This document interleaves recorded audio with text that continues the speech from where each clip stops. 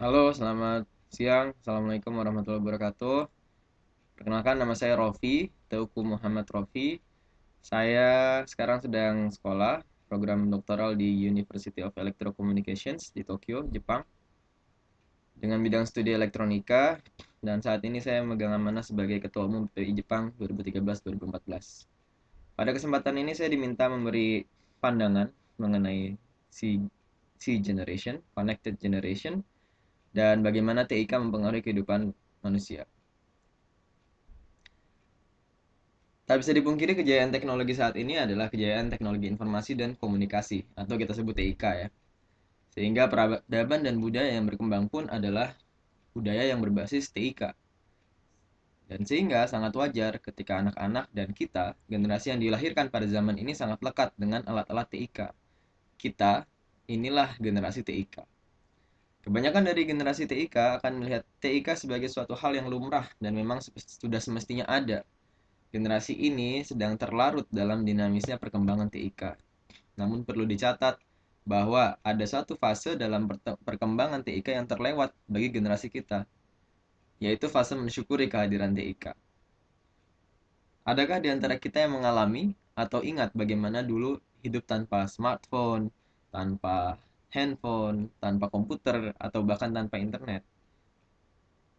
Ingat nggak bagaimana dulu pager? Ada yang tahu pager? Pager ini adalah teknologi penyampai pesan satu arah, terlihat begitu mewah dan memudahkan. Saya rasa jarang ya yang tahu. Generasi TIK perlu menyadari bahwa kehadiran TIK itu sebenarnya adalah berkah dan manfaat dari perkembangan ilmu pengetahuan dan teknologi. Dengan berkembangnya telepon seluler, kita dapat menjangkau orang-orang yang kita sayangi, kapanpun dan dimanapun di seluruh dunia. Kemudian telepon seluler juga memungkinkan ibu bisa bicara dengan langsung dengan anaknya yang sedang merantau, hal yang dulu cuma bisa dilakukan lewat surat dan dalam hitungan minggu. Kemudian adanya komputer dan internet memungkinkan kita bisa mengakses dokumen-dokumen dari jarak jauh. Tugas-tugas bisa dikumpulkan secara virtual dan langsung. Kita juga bisa terhubung, diskusi, ataupun rapat bersama dengan teman-teman yang lokasinya berjauhan. Salah satu contohnya ya video ini gitu. Teman-teman bisa melihat saya di Jepang dan saya bisa menyampaikan pandangan-pandangan saya ke teman-teman yang ada di Indonesia. Gitu pula dengan kehadiran smartphone dan alat-alat produk dari TIK lainnya. Tak bisa dipungkiri ada banyak sekali manfaat yang dibawa oleh perkembangan TIK. Dan TIK dari awal kehadirannya terbukti telah mengubah kebiasaan dan budaya manusia. Nah, sayangnya, TIK ini adalah senjata yang bisa membawa manfaat maupun kerugian, tergantung dari pemilik dan penguasa senjata tersebut.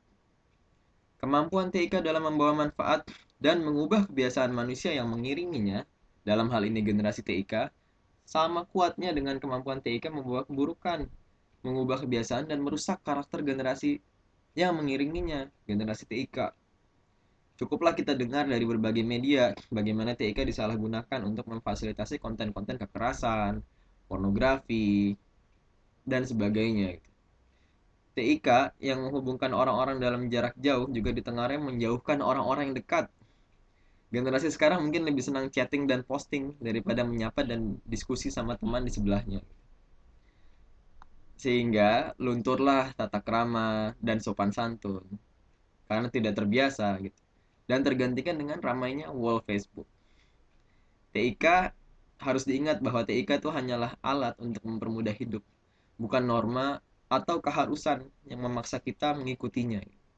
Disinilah kita, generasi yang hidup dalam masa TIK, dalam zaman TIK, harus menyadari bahwa kita tidak boleh hanya larut dalam dinamisnya dunia TIK, tapi kita harus mengambil alih, kendali, dan berkuasa.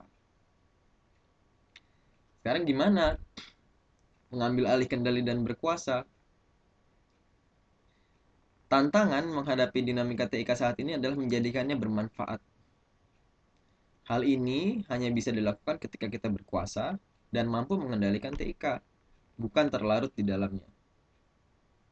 Menguasai TIK dalam arti paling sempit adalah mampu memilih, mampu menyeleksi penggunaan TIK yang bermanfaat, paling tidak untuk diri kita sendiri. Mampu memilih bagaimana kita sendiri menggunakan TIK, memilih konten-konten positif untuk diri kita sendiri, itulah menguasai TIK level dasar. Tahap berikutnya, kita harus sadar bahwa kita nggak hidup sendiri. Akan ada generasi yang berlanjut dengan dinamika TIK saat ini, dan kitalah yang sepatutnya menyediakan lingkungan yang baik untuk generasi berikutnya. Mungkin teman-teman juga sering dengar ada pesan orang tua kepada anaknya, "Nah, jadilah manusia bermanfaat yang lebih baik dari orang tuamu." Ini sebenarnya insting alami kemanusiaan yang berharap keadaan pada generasi berikutnya, pada zaman mendatang, lebih baik pada zaman kita daripada zaman kita sekarang. Perbaikan yang terjadi di masa yang akan datang akan terwujud jika dan hanya jika generasi mendatang itu lebih baik daripada kita. Sehingga kita sebagai generasi yang memegang perkembangan TIK saat ini haruslah berpikiran seperti ini juga. Kita harus berusaha menjadikan keadaan TIK pada generasi berikutnya lebih baik dari kita saat ini. Apa yang bisa dilakukan? Kuasailah TIK dengan berkontribusi menciptakan konten-konten yang bermanfaat. Di sini manfaatkanlah platform-platform TIK yang sudah tersedia. Website, ada blog, mungkin ada Facebook, ada Twitter, segala macam platform yang sudah ada. Isilah platform tersebut dengan konten-konten positif yang bermanfaat. Misalnya, menulis blog, pengalaman jalan-jalan, menulis komentar-komentar di berita yang konstruktif, menyebarkan berita-berita yang baik dan valid, atau menulis status-status Facebook yang positif dan bersemangat dan sebagainya. Dengan demikian, generasi muda, anak-anak misalnya, ataupun orang-orang dengan akses yang relatif minim pada TIK, mendapati TIK yang dipergunakannya itu adalah lingkungan yang syarat dengan muatan positif. Inilah yang menjadikan TIK menjadi lingkungan yang lebih baik. Nah, mengisi berbagai platform TIK dengan konten positif, inilah menguasai TIK level menengah. Jadi level dasar kita memilih konten bagi diri kita sendiri, level menengah kita isi kok platform TIK dengan konten positif. Apa berikutnya? Nah, generasi TIK dengan akses yang lebih tinggi dan pengetahuan yang lebih banyak memiliki kekuatan yang lebih daripada yang lainnya. Dan tentu bersama kekuatan ini ada tanggung jawab yang harus ditunaikan. Generasi yang saya maksud adalah generasi yang dapat menciptakan platform baru TIK, baik perangkat lunak maupun perangkat keras. Tertumpu peran-peran menciptakan website-website yang baik, aplikasi-aplikasi yang mendidik, termasuk penelitian dan pengembangan perangkat keras terkait TIK, yang sangat mungkin membuka jalan pembentukan budaya dan karakter baru yang lebih baik.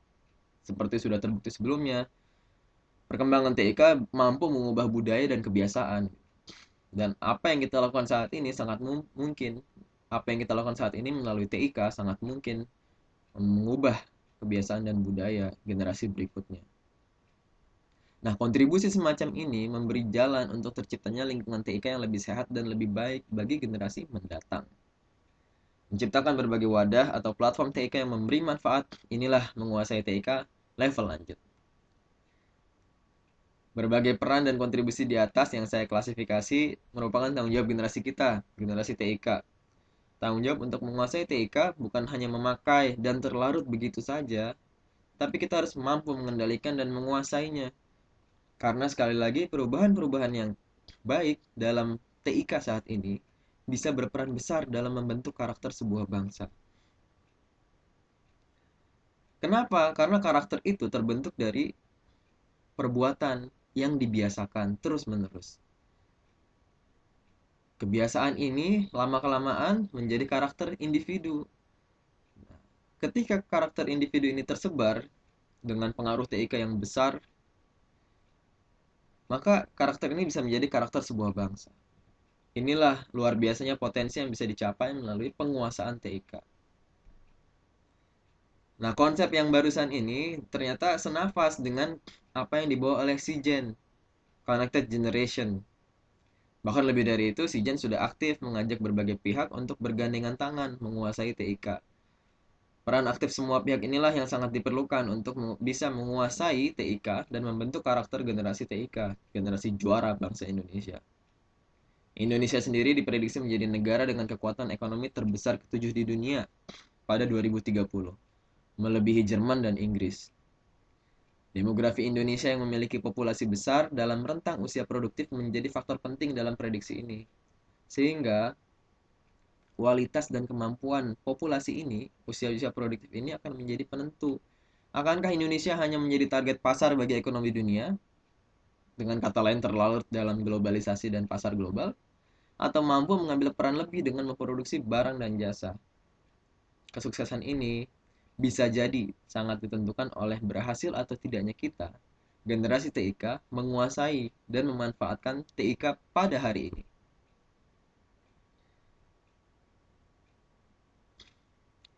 Saya tinggal di Jepang. Uh, Pertama kali saya ke Jepang tahun 2009. Memang Jepang itu merupakan negara maju dan modern dengan nilai-nilai luhur yang kuat dan akses TIK yang mumpuni. Tapi teman-teman perlu tahu, Jepang juga memiliki masalah tersendiri yang bisa jadi terkait dengan TIK. Saya teringat dengan ungkapan di sela-sela pelajaran PPKN zaman dulu, keluarga itu adalah fondasi dasar sebuah negara. Saya nggak menyadari makna sebenarnya ungkapan ini, sampai saya melihat bagaimana Jepang berjuang dengan regenerasi kependudukannya. Jepang ini bisa dikatakan terancam punah. Kenapa? Karena jumlah penduduk tuanya sudah lebih banyak daripada penduduk mudanya. Tercatat pada tahun 2012, penjualan popok dewasa di Jepang itu sudah melebihi penjualan popok bayi. Kenapa bisa seperti ini? Karena tidak banyak anak muda Jepang yang berkeinginan untuk menikah dan membentuk keluarga. Di sini berkembang pola hubungan bebas yang terjadi dalam masyarakat, dan ini ditengarai menjadi salah satu penyebab keengganan mengambil tanggung jawab dengan menikah dan berkeluarga. Pola-pola hubungan yang relatif singkat antara laki-laki dan perempuan ini jadi sebab anak-anak muda Jepang nggak nggak mau berkeluarga dan nggak mau mengambil komitmen jangka panjang. Nah, berkembangnya pola pikir seperti ini diduga terkait erat dengan pesatnya perkembangan industri pornografi Jepang yang tentu saja mendompleng kemudahan-kemudahan yang ada dalam TIK. Industri ini merupakan salah satu industri yang nggak surut di tengah resesi ekonomi Jepang saat ini. Bahkan, segelintir anak muda Jepang juga tak menikah lantaran sudah memiliki pasangan virtual yang hidup dalam gadget mereka. Inilah salah satu hikmah dan pelajaran penting yang patut diingat bahwa keberhasilan mengendalikan dan menguasai TIK bisa sangat berpengaruh terhadap pola pikir, perilaku, dan pada akhirnya keberhasilan individu, keluarga, masyarakat maupun bangsa. Sebagai penutup, saya mau ingatkan kembali bahwa langkah awal bagi kita, generasi TIK adalah kita harus menyadari bahwa kemajuan TIK yang telah membawa berbagai manfaat dalam kehidupan itu harus kita syukuri. Kita harus maknai ini sebagai buah dari perjuangan ilmuwan dan saintis yang mengembangkan keilmuan di bidang TIK. Namun harus diingat juga bahwa TIK ini adalah senjata yang bisa membawa manfaat dan maupun kerusakan. Sehingga mengendalikan dan menguasai TIK untuk memaksimalkan potensi manfaatnya adalah langkah logis bagi generasi kita, generasi TIK. Tahap awal menguasai TIK bisa dimulai dari diri sendiri dengan selektif terhadap konten yang ada. Tahap berikutnya mengisi konten-konten positif di berbagai platform.